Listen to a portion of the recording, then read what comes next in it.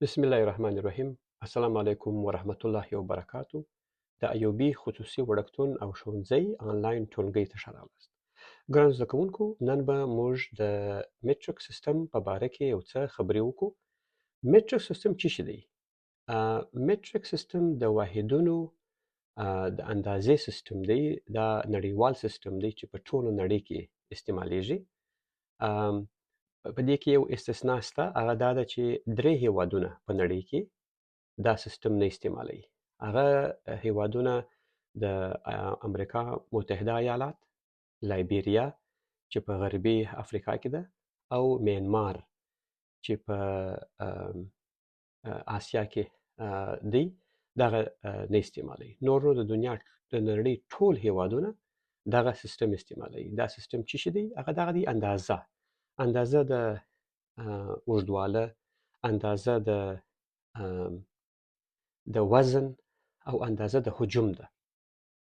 نو دغه لوست به موږ په انګریزي ژبه ولولو. نو راځي چې دا پیل کړو. ښه. The metric system has basically 3 units of measurement. It is basically 3 units, like I said: length, volume, and weight. Length اوږدواله ته وایي. فرضاً ستاسو د ټولګي اوږدواله څونه دي؟ ستاسو د ټولګي بر څونه دی؟ ستاسو قد څونه دی؟ ستاسو د کالو اندازه څونه ده؟ د کمیس اندازه څونه ده فرضاً؟ والیوم حجم دی. حجم مایعاتو ته راځي، لکه اوبه. فرضاً تاسو یو بوتل اوبه څښئ، دا بوتل اوبه څونه اندازه کیږي؟ دا اندازه په والیوم باندې کیږي. او بل دغه اندازې ته والیوم وایي، دغه اندازه کول د اوبو. او بل دغه حجم سو.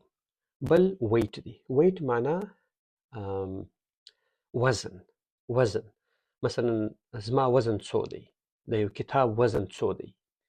د یو موټر وزن څو دی؟ دغه رقم. No, so the metric system has 3 units of measurement. It is length, volume, and weight. And these systems are measured by these things. So length is measured by meter, volume is measured by liter, liter, and weight is measured by gram. ما وویل چې اوږدواله یا لینګث اندازه کیږي په متر باندې، چې موږ متر ورته وایو، میټر په انګریزي کې. متر دا کوچنی ام باندې نښه کوچنی ام دی.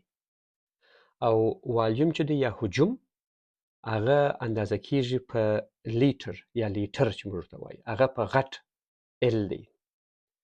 او ګرام چې دی هغه د ویټ یا د وزن یونټ دی چې په کوچني جی باندې لیکل کیږي. زه به تاسو ته مثالونه درکړم. Let me give you an example. Length of a average man in Asia is 168 centimeter. That's an average length of a male, meaning height of a male, the height of a male. The average weight or volume of perfume is 100 milliliters. The average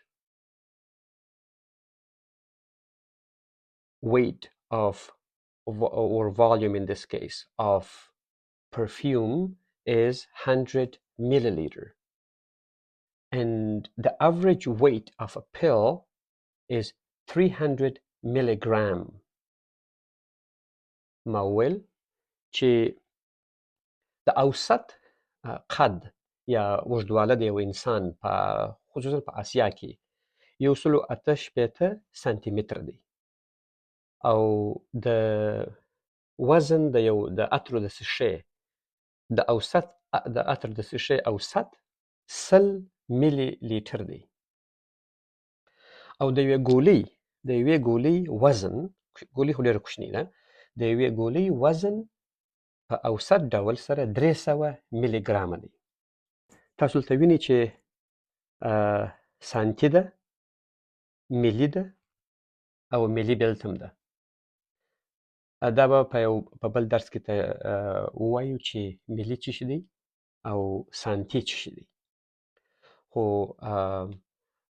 اوس د دې میټریک سیستم دا دی چې 3 شیان دي چې هغه اندازه کېږي. هغه اوږدوالی دی یا لینګث، والیوم یا حجم، او ویټ یا وزن دی. نو وزن همیشه په ګرام باندې کېږي، والیوم په لیټر باندې دی، لیټر یا لیټر، او اوږدواله لینګث په متر باندې دی، په میټر. داسې وخت راځي چې په لینګث یا اوږدواله ډېر دی، یعنې فاصله، په بله معنا ډسټنس، فاصله د یوه ښار څخه بل ښار ته، هغه په متر باندې کولی شو چې موږ یې وکړو، مګر یو بل یونټ شته چې هغه در متر غټ دی، په هغه باندې بیا اسانه کېږي چې اوسي. هغه موږ وایو کیلومتر، په انګریزي کې کیلومتر ورته وایي. نو هغه کیلومتر دی، په کیلومتر باندې متر هم کولی شو، خو نمبر یې ډېر راځي بیا.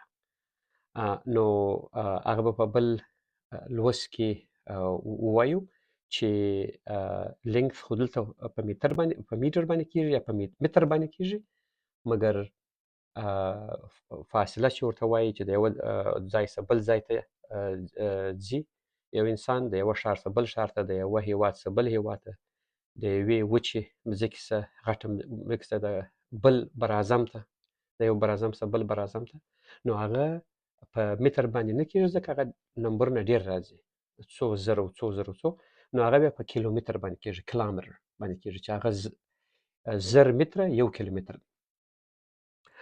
So just to remind you one more time, that metric system is basically the measurement of 3 units: length, volume, and weight.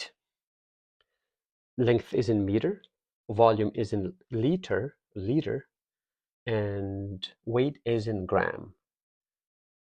او بل دا دی چې پل ګولۍ ته وایي، پرفیوم عطر ته وایي، او هایټ قد ته وایي، اوږدواله د یو انسان یا د یو تعمیر یا د یو شي یا د غره هایټ، هغه قد ته وایي. No, this was the lesson for today. Hope to see you again in the next lesson. Assalamu alaikum wa rahmatullahi wa barakatuh.